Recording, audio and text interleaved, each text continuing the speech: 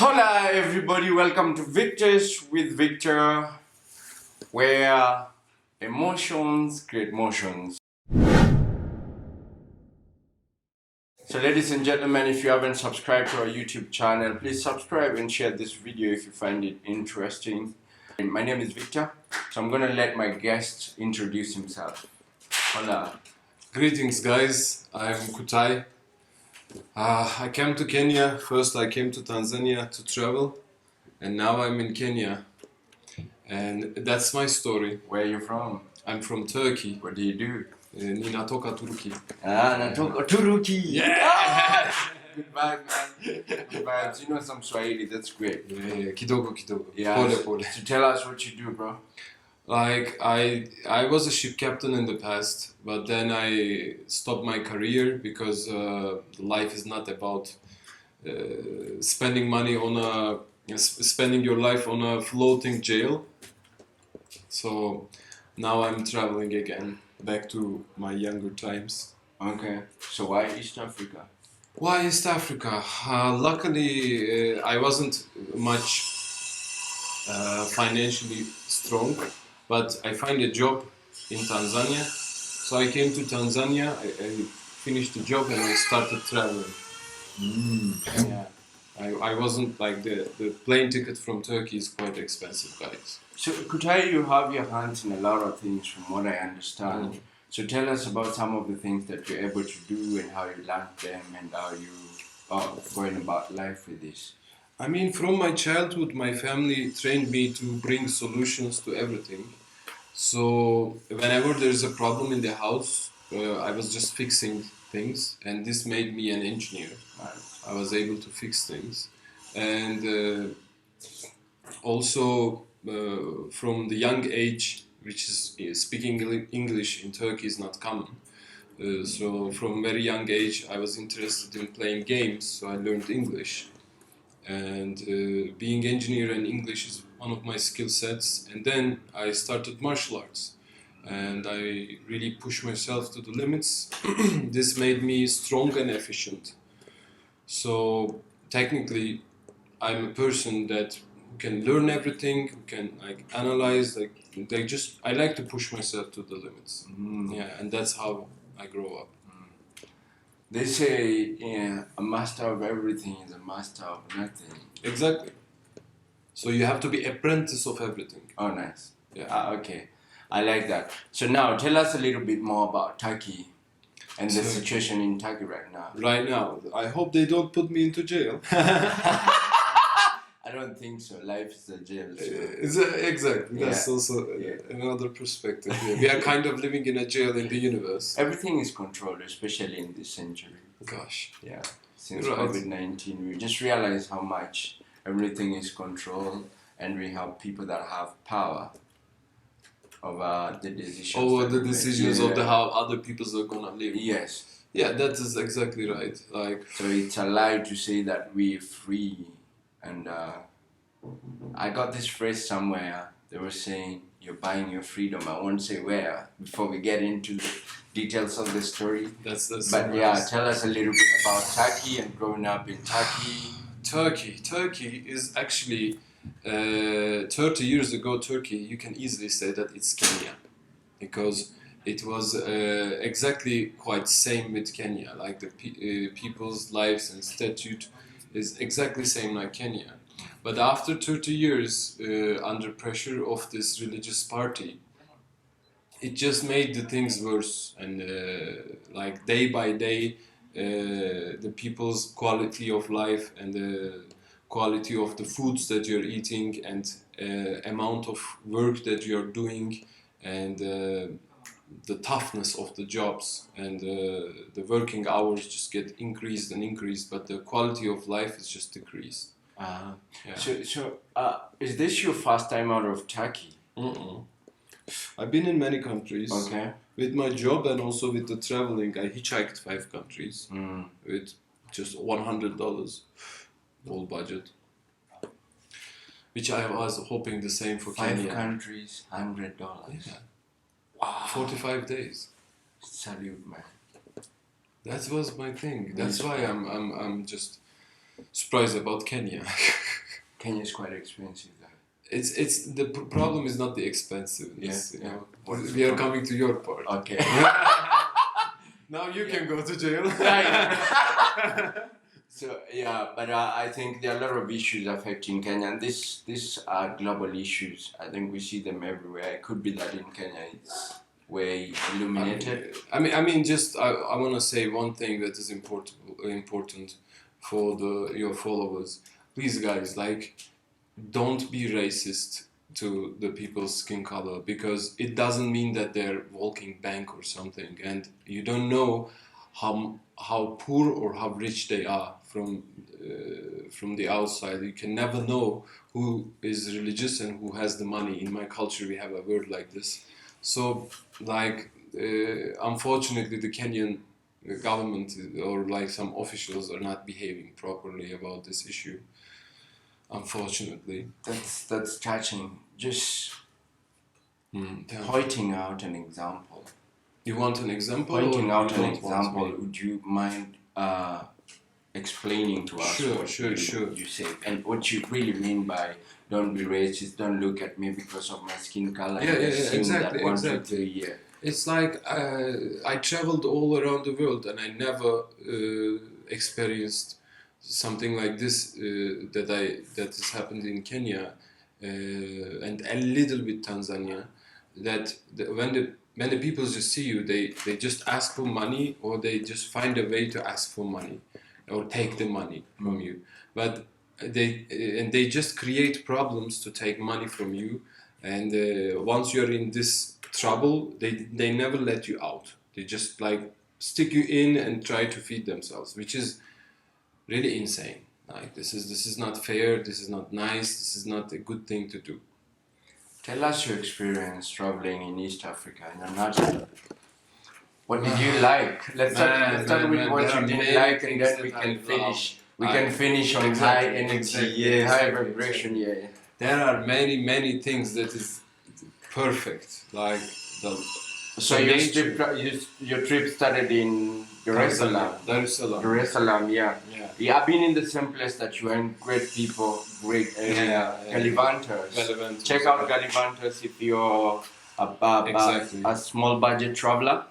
But Galivantas is a classy place to be. They have a pool and a lot. Yeah, check out Galivantas. But it's still quite cheap and like affordable for everyone. Yes. Like, it's the cheapest hotel, I think, in the Dar es Salaam. So you're in Galivantas, Dar es Salaam. What did you like about Dar es Salaam, Tanzania? Dar es Salaam, Tanzania, it's like, it's a business city. It's gonna grow up. It's gonna be probably the Dubai of Africa in 5 years. Because like as a management engineer, I can observe these things. But in all Africa, like my Tanzania and Kenyan experience, the food is great, and it's affordable. The weather is nice, perfectly nice, and the peoples are happy. Peoples are nice. Like, this is very important things, and like, technically life is affordable in here. It's not what I'm not speaking about the luxury, but like the main things, basic needs. Yeah. Because in Turkey the basic needs are even way more low quality and really hard to afford. Right. Yeah, that was the first thing, because and that was the reason that I wanted to even move here. Right. Yeah. So don't take it like personal. Like, I'm still a kind of person that wants to move here and be a citizen. So it's not like that. I'm just a little bit full. Just pardon my last words. What didn't you like about Tanzania? What did I like about? What didn't you like about Tanzania? What did you not like about Not Tanzania? like about? Yeah. It's the same things, nothing else. Yeah. This is the whole problem. I don't have anything negative other than that. Nothing. All right. Nothing is bad. Nothing is unlovable, other than the offices. Oh, so My own problem is just the offices and the corruption. Nothing else. Everything is safe. There is no such a thing like, it's very dangerous. No, it's not. It's not dangerous. I can easily take you to Turkey and you will see like 5-10 times more dangerous. It's not dangerous here. Right. So Yeah. what's the situation in Turkey? You didn't tell us.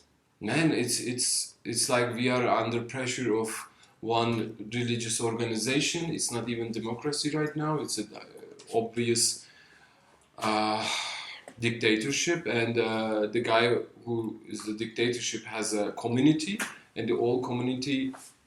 If you're not in the community, you will suffer. If you're in the community, you have two choices. Like you don't suffer because they support you, or they just cheat you with the religious lies. Ah. The guys on the top, they don't have any religion, so they're just using religion to make people's accept to live in less comfort or less than like below their limits. That's the situation. And what are I'm thinking, what are the opportunities for creatives or artists or rather the media or content creators? You got two choice. One, you can starve to death or go to jail, or you can support the religious party and Erdogan, and you can earn your money, but you can lose your dignity. You can lose your personality, and the public peoples. It's impossible for you to go outside and drink a beer or drink even a cola with your friends. Go to a cafe. No, it's not possible. The peoples who can afford this, which imagine like this is something that is luxurious for our lives. Going outside and drinking one beer is luxurious. Yeah. It just makes you like, oh, this guy is rich. So the only peoples that who can do it is the rich Arabs and the Russians and these kind of peoples, not our peoples. Right. So we're gonna go straight to the situation that you were in. I know you came to Kenya, high vibration, capoeira, breaking, training, workout. I know you love workout and you're also a martial artist. So then you got into a situation. Talk to us about your situation, brother. Whew, man. Breathe. I stayed in Tanzania and then I said like, what should I do? What should I do? Should I extend my visa in Tanzania or go to Kenya? I said like, why not to go to Kenya? And like, it's a nice country. Why not to see? So before my visa expires, I just applied for a visa 1 week ago to Kenya, and I even take like East African tourist visa to see Uganda and Rwanda. And then in last 2 days I take a bus, I go to the border, and the guy in the border, as I understood, the officer, Immigration officer. yeah, he just said like, okay, you set aside, like while it was my, I said like, why? And he just like, I said to step aside. I said okay, but Did like, you check your passport before he told you that? he didn't see my visa. He didn't look at it. He just looked at my passport, and then he just like set aside. And then I understand that there is something wrong, and he's not telling me anything. And the people nearby me, they ask like, "Hey, what is wrong?" And I said, "I don't know. Ask him." And he tell me to set aside, and he just get angry from this situation to me, because unfortunately, as I understood, they're just looking for reasons to get angry to you. So I just silently wait, and he just said like, I'm not gonna accept your entry. I said like, why? And then he just wants to make a move. He said that, yeah, because your last 2 days in Tanzania, so if I don't let you in, you have to stay in Tanzania and you have to pay $600. I see. This is how it starts. I see where it's And then like he just wanted to ask for some chakula.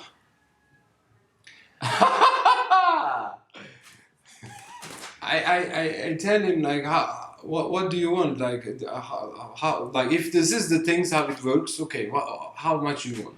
And he asked like $400. I said like $400 is not, it's something. With $400 I can like I told you, like with $100 I travel for 45 days in 5 countries, and like $400 to a guy that is legally, everything is legal. He's just gonna stamp and everything is going to be okay. he didn't even decrease the price. I offered like, come on, like $100, like, come on, do something, like, no. He just said like, okay, get away. I waited there. So when they say get away, and Yeah. it's on the Kenyan border, I understand, Mm. and you've been stamped out of Tanzania, what does this mean for you or to you? I don't know about any ideas. Like, I get out of a Tanzania stamp and I didn't get the entry of Kenya. Because this is at the border, this is not at the airport that you can book an instant flight. Exactly. So I stayed stuck in the border. So you're out of Tanzania, neither are you inside Kenya or inside Tanzania. That was the strangest man. position. I said like, what I'm gonna do? Am I going to sleep in the border until you accept me or what? And they just like, no, but get away. So get away, go where? Go where? Like, I cannot go to Tanzania back. I need to take a new visa. And like, I already have a Kenyan visa and I want to go to Kenya and I make my plans according to Kenya. I'm already in the border. But somehow they just like refused me. On the next day, they called me again. They asked for bribe and they said like, this is so little money. So I understand this is at night. Yeah, the first thing Let's happened go at pole night. pole, yes. Yeah, sure. So it happened at night. Yeah. And now we're talking morning. Where did you spend your night? I mean, some guys told me that I have to go to Kenyan side hotel.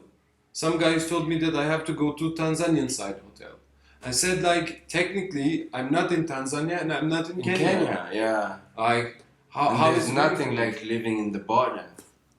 I mean, I can live in the border, but they don't let me. Yeah. They didn't let me. They just like they just throw me away from both borders. In the end, like some guy just said like, oh no, it's not appropriate for you to stay here. They're going to call the police. Come, and I go. Like, what can I say? I go with him, and it was just nearby the border, like exactly like 100 meters nearby the border. It was a cheap hostel that is for $5 or less, $4 a day. I stayed there and I called peoples like the embassy, ambassadors, everyone. And they couldn't help me.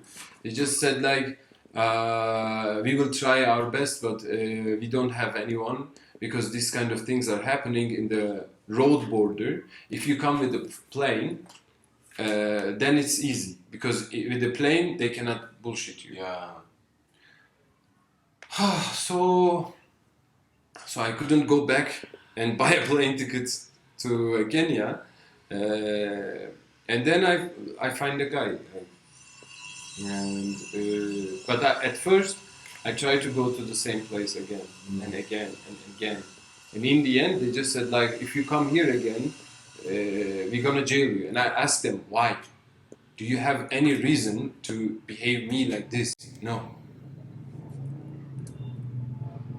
So then what happens? Then the guy just said, okay, I will handle it. I said, I take the same process. They take my pass, but they didn't let me to get in. They just like handle everything, and then they say like, it's okay, and go. And I go, and I had to pay like $275, which is insane amount of money for me. And then like I get in, I came to Nairobi, and you know what happened next? Yeah. Like, I was clueless because I did everything as it should be, by step. Nothing wrong, nothing illegal, nothing like fake. So then you get a stamp into Kenya. Yeah, Then you come into Kenya, yeah. and then police. And the police came comes up and after they said like, it is a fake stamp. So it's not me who put this stamp there. It's your men who put. If it's fake, we still don't know. Maybe it's original. How do we know? So what do you think might have happened in between here and the police coming to you and telling you you have a fake stamp? Imagine how we know that it's fake. Maybe it's original. Maybe everything is okay, but these guys just Yeah. think that I'm just gonna afraid.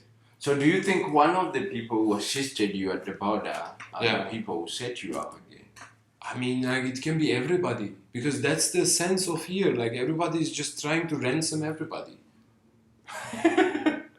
and it's just an unending black hole. It's just like the people are just ransoming each other. How does that make you feel? Disgusting, Yeah. disgusting. Like, because the main issue is you have to have dignity, and otherwise, what's the point of life? If you cannot live a life by cheating people, because it's technically not going to help. It's not going to help you, it's not going to help your family, and it's not going to help for society, and it's not going to help for the world. So it's just acceptance of corruption just because of the daily problems. But if you're part of this corruption, actually it's gonna hit you. So it's something like everybody has guns and asking money from each other. In the end of the day, somebody's going to shoot your daughter, because that's if you do it, then somebody else is gonna do it, and then somebody else is gonna do it, and it's gonna not end. It's like aggression. Right. It's no different than that. Do you feel like your skin color is a contributory factor?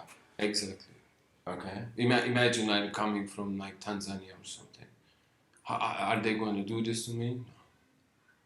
How can you? Like, it's not even like sounding like that. But again, I think the blame is on the system, because growing up we're told who's white and who's black and who's brown and who's this color. But really, humanity, if we start from there, humanity is not about color. I can give you one great example that I also want your followers to know. Yeah. In Turkey, we don't have sense of discrimination. So even with the amount of money, even with your skin color, even where you are from, it just doesn't matter, because as a culture, we grow up in a culture that we were the biggest country in the world in the 14th century, and like my cousins are African, the other cousins are like from Russia. Like it's just we grow up together with every economic and every different nation, and that's why we don't understand that is someone is like below or above us. We don't have these things at all. We don't discriminate peoples. We don't see peoples from their colors, and we don't behave them accordingly. We don't have this sense at all. Like it was so shocking for me when I was in Bahrain that the Arabic peoples are the boss and they don't work, and then like some other peoples are just like working class, and then like some like other working class, and then like slave class. Mm-hmm. And I met someone in the working class, and he was so happy that he's not like above one. I said, like, what are you talking about? Like, how because we don't have it in our minds. Yeah, We don't able to understand that somebody thinks that he's more valuable than somebody else. No, we are all same, and nothing changed that. It's like every living being is fucking same for us, because this is how they grow us, but not grow you. Yeah. Which you're right. I think being a traveler, I can relate. When I started traveling, I was going almost through the same difficulties. My first time in Europe and in the US was not really easy. And so if someone else was in your shoe and had gone through the things you've gone through just within this travel time, they'd be like, I'm packing my bags and I'm going home. Yeah. I mean, yeah, exactly. Yeah. So where are you headed now? Because of I'm solution-based person, I can see the problem. Like right now, I'm gonna solve the problem with some way, because I cannot continue my life with this, like with the gap in my pocket, you know, that every officer is going to feed. So I have to fix this gap, or I will change my pants. That's the thing, because I cannot afford to live like this in Kenya. Mm. I don't have that much money that gonna give to everyone who wants to jail. Yeah. This is not the correct way of living. I'm not an illegal person. I did nothing wrong, and Kutai, why do you choose giving money over going to jail if you know you're right? yeah, that's also another thing, because they just force you. So they force you to give. Do you feel like Hmm. this also affects your dignity as a person who believes in dignity and doing the right thing to and for people? In which part? Like, you mean? Do you feel like you are contributing to the system getting more rotten? Do you feel like Yeah, by right giving now, the yes. money you're giving a solution? Because Right you now, told yes. me you were born and brought up as a solution, as a problem solver, right? Yeah. And somebody who works towards a solution. So do you feel like with you giving officers money, you're contributing Exactly. to more problem? Exactly. How does Yeah, that make perfect. you feel? Disgusting, because I'm feeding someone that is doing bad things. So it's like, you know, there are children in the Turkey that they're not allowed to go to school, but they're beggars. So technically, if you give them, it's gonna be okay for them for a day. But the system is gonna push more children to the streets Right. to be beggar. So as long as the families are not trained, the families are not taking control, it's not gonna work. Mm. So it's the same mentality. Like, once you give money to the corruption, it just grows, because the peoples will say like, I'm not doing, but they are doing, and they become rich. Right. It must be a position that it's not right, and the people should be able to speak about it. Like, no, what you did was not right. Yeah, so the first solution you're giving is being able to get this platform and talk about it. Yeah. So that's really noble. I'm thankful to you to give this opportunity to me. Bro, Thank I'm you always, so much. I'm always grateful and happy to meet new people, great souls and great people. But thank you so much for being Victors with Victor. You are Victor. You're coming out of the country, a Victor. And so I look forward to seeing you. It was really nice hanging out with you and also playing capoeira and martial arts. with Epic. you You as are well. you are the best trainer ever. I appreciate that. And your John is also like you too. I appreciate Yes, like if I am able to live together with you and like exercise every morning, I will never miss this chance. discipline, yeah. That is what I want. Yeah, we're living in an evil world and a lot of things have changed, so we gotta stay positive, we're gonna do it. I mean, we need to solve this evil Yeah. problem, you know, and we can solve it. It's just some peoples are just weak and choosing these options. Yeah. We are not weak, and we don't pressurize on other peoples to live and survive. We just do it on our own, and we are able to survive with our dignity. Well, thank you very much. It was nice having you, and I look forward to seeing you in Turkey and again in Kenya. Yeah. Thank you very much, viewers, for watching. Thank Take you, care of Kutai, yourselves. and also Sorry thanks if to I my team. make any mistakes. We learn from mistakes, so you don't have to be sorry for doing mistakes or making any mistakes. But until we see you again, thank you very much. Subscribe, watch, and share our stories. Victors with Victors. Peace. Peace.